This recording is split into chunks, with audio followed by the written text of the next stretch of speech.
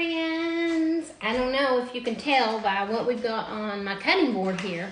Whoa! What we're gonna make for dinner, but what we're gonna make is beef stew.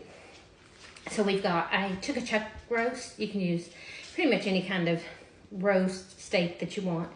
And I cut it up, peeled and cubed my potatoes, just sliced up some carrots, some celery, some onion, and I didn't go to any real big trouble to make sure they were exactly sliced up real good because nobody's got time for that. But what I'm going to do, how we're going to start, is I'm going to put some flour in a bag and I'm just going to do probably half a cup. And then we're just going to add some garlic powder, some salt, and some pepper. So let's add some garlic powder here. Oh, let's go with the tablespoon. Well, y'all know me. Let's go with a little more than that. About a tablespoon and a half. Then let's do about, not quite a tablespoon of pepper. And I forgot salt. Let's do a tablespoon. Ooh, that's all the salt I've got, y'all. It's not. It's not really. I've got plenty of salt. But let's just shake that up a little bit. And then we're going to drop our meat in here. And that's just going to give it a little, coat it a little bit. Y'all know I'm not going to be using cornstarch in my beef stew to thicken it up. But this will do a pretty good job of coating it and thickening it up. And then I've got a pot on the stove. I've got my cast iron Dutch oven. And it's heating up with olive oil. So I'm going to shake this good. And then we're going to drop this in that hot olive oil.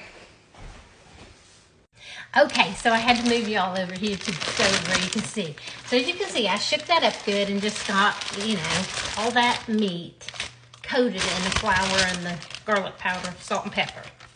Now we're just going to drop this in the bottom of this pan. You can kind of hear it. So I've got that pan pretty hot. And I may not be able to do all of them at once. I may have to do, I'm going to do all of them. Somebody's got time for 2 batches, right? Okay, so we're just going to do it all. So I'm going to drop it in there and I'm going to let that cook and brown and then I'll show you. All right, y'all, I'm going to throw the onions in while that beef's cooking. So we're going to drop those in on top of that beef and mix it in. There we go. That beef is looking so good. All right, y'all, if you can see, that meat has got a really good sear on it now. Now, here's what we're going to do. We're going to pour in about 6 cups of beef broth.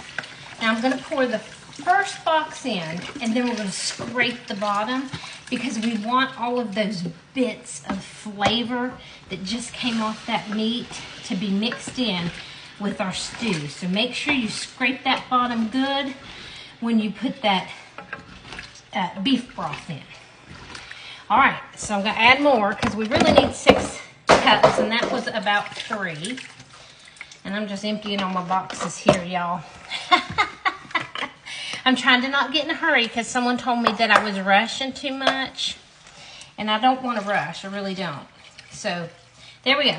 So that's probably about 6 cups. Now we're going to add our celery. I'm going to be hard pressed to get all this in this one pot, I bet. We're going to add our carrots.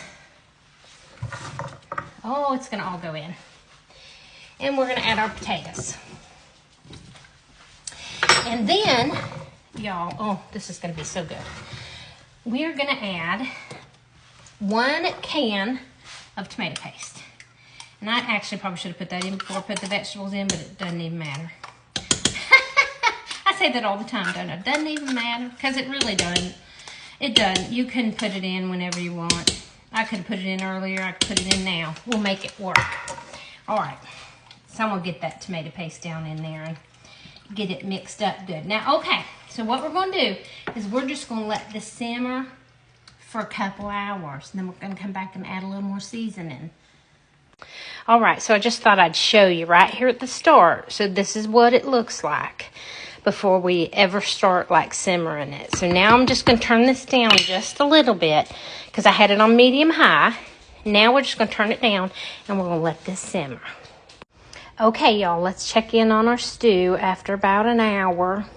It's looking really good. Now, Jim has told me that he wants some jalapeno cheddar cornbread muffins to go with this. So I'm going to get started on that.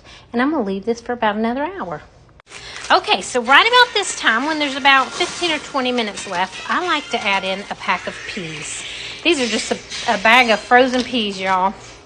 You can add any kind of peas that you've got, but I'm just going to add those in right now and let them cook for the next 15-20 minutes.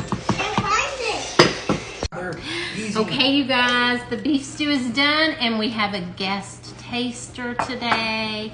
You guys are going to get to meet my daughter finally. I've told y'all about her. Y'all, this is Megan. This is my daughter. So she's going to taste test the beef stew for us. And I'm going to taste it too, because y'all know I'm always in on this tasting. It's hot. It is hot. It's always hot. Everything we taste is hot. Get in there, Megan. Tell them what you think. It's delicious. Mmm. It is good, y'all. You're going to want to make this. It's so good.